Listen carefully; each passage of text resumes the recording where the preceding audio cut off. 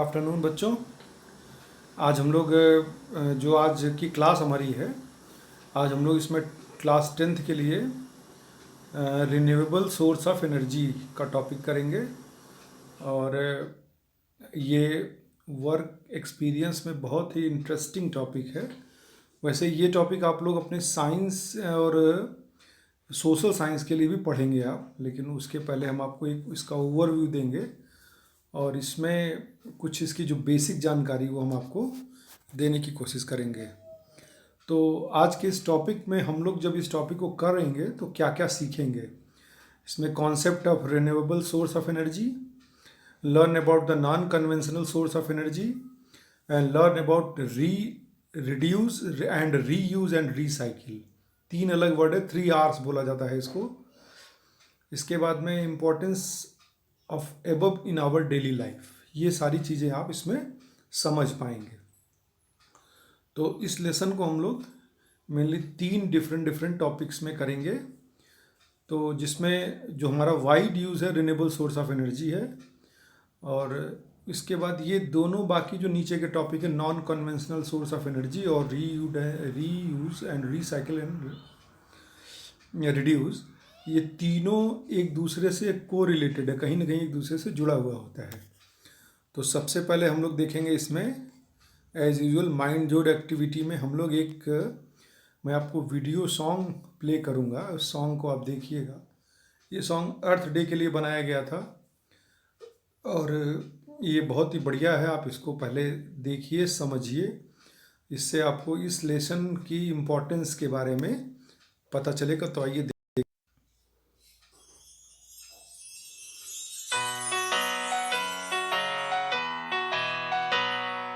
Earth is home to you and me.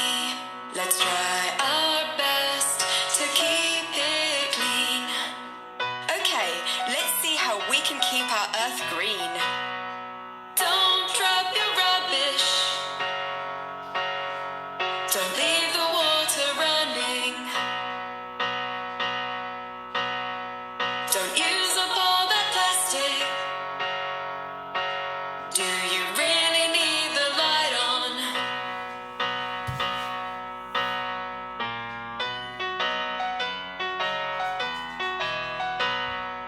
Earth is home to you and me.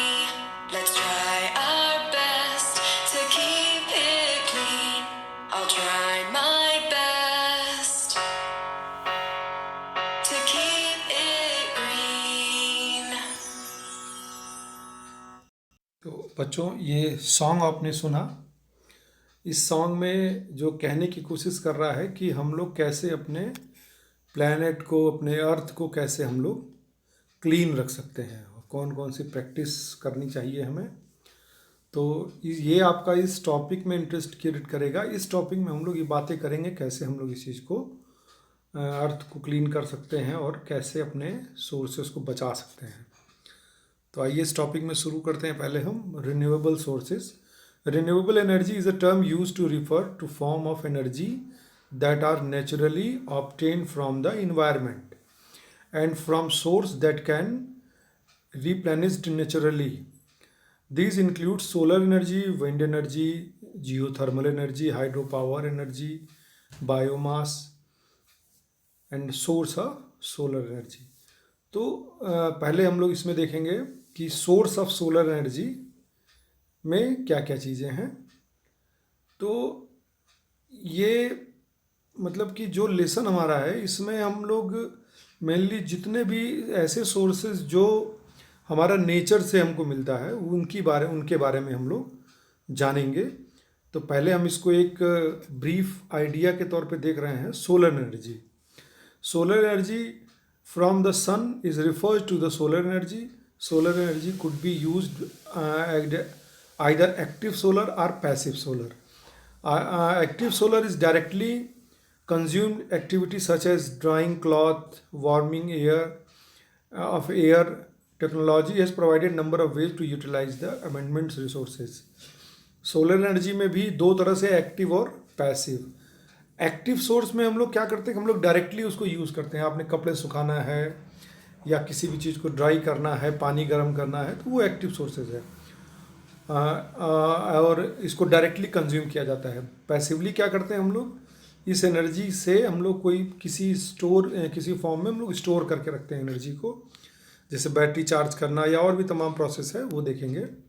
Geothermal energy, this refers to heat energy stored under the ground million of years through earth formation. It utilize rich storage utilize thermal energy that exist under the earth crust. Earth crust, जब earth का निर्माण हुआ था तो उसमें ज़मीन के अंदर में बहुत सारे लेयर्स के फॉर्म में और उनके अलग अलग टेम्परेचर पर नीचे लेयर्स होती है। तो उस जो हमारे अर्थ के नीचे जाने पर जो टेम्परेचर हमको मिलता है वो हीट एनर्जी के फॉर्म में होता है, उसको हम लोग यूटिलाइज करते हैं। इसका सबसे बेस्ट एग्जांपल है वोल्केनो। जब कोई ज्वालामुखी फटता है तो पूरा का पूरा हीट एनर्जी बाहर आती है। हाइड्रो पावर, ये भी एक हमारा इस तरह का सोर्सेज है जो पूरी तरह नेचुरली है। This is major renewable energy sources use to overall the world today produce electricity. आज की डेट में सबसे ज़्यादा प्रोडक्शन इसी से होता है, हमारे इंडिया में भी।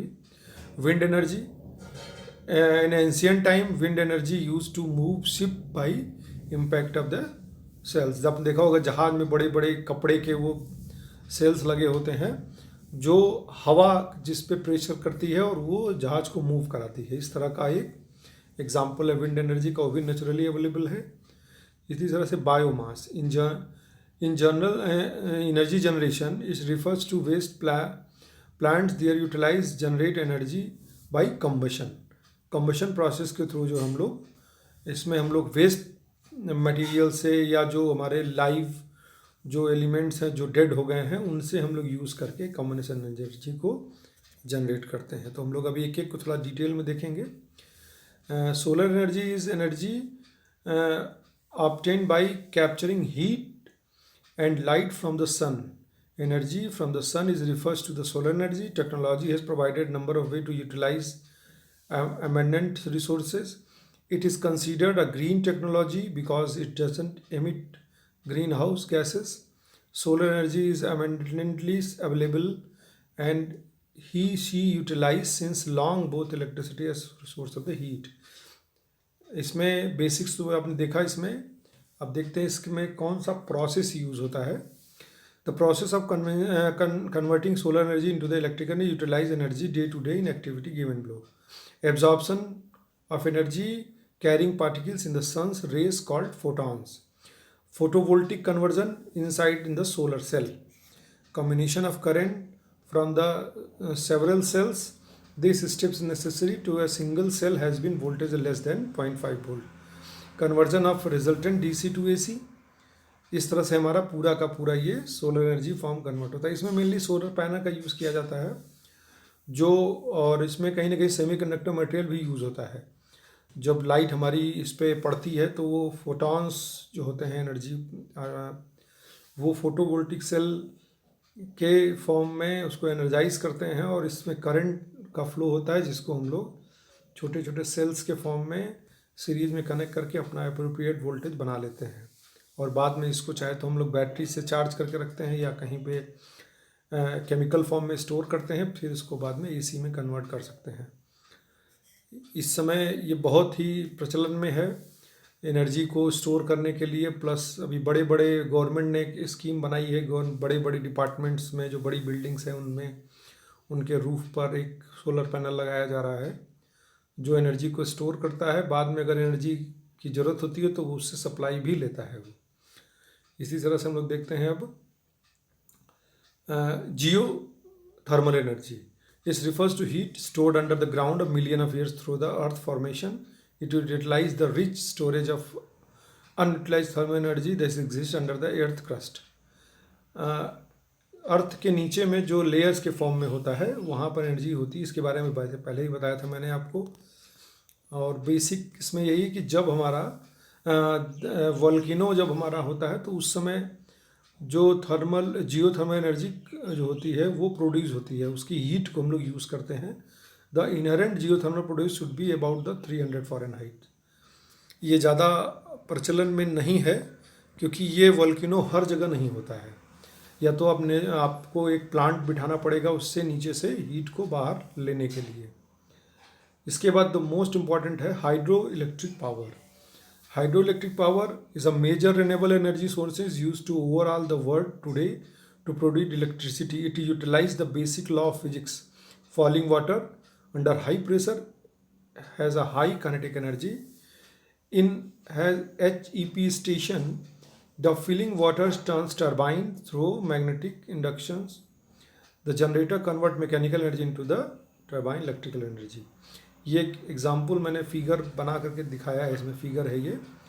इसमें देखा आपने ये डैम बना है, इसमें पानी को स्टोर किया गया है इनटेक पानी को एक पेन स्ट्रोक फॉर्म में टरबाइन के ऊपर दिखाया गया है। वो टरबाइन को मूव कराता है, टरबाइन मूव करने से जनरेटर मूव करता है। और ये जो डैम की हाइट के हिसाब से डिपेंड करता है कितनी हाइट से पानी नीचे आ रहा है। तो ये एक प्रोसेस है। इसके बाद हम लोग बात करते हैं विंड एनर्जी की। विंड एनर्जी में मैंने बताया इसमें कि पहले ज़माने से ये चला आ रहा है। ये इसमें हम लोग भी एक टरबाइन यूज़ करते हैं जिसमें काइनेटिक एनर्जी जो हवा की होती है उसको हम लोग मैकेनिकल एनर्जी के फॉर्म में ट्रीट करते हैं और उसको फिर टरबाइन को रोटेट करा करके एक इलेक्ट्रिकल एनर्जी में कन्वर्ट करते हैं। This energy could be use to mechanical form turns generate turbines and provide electricity. Just like in a hydropower station, wind energy is has to the conversion of the wind kinetic energy to the mechanical energy.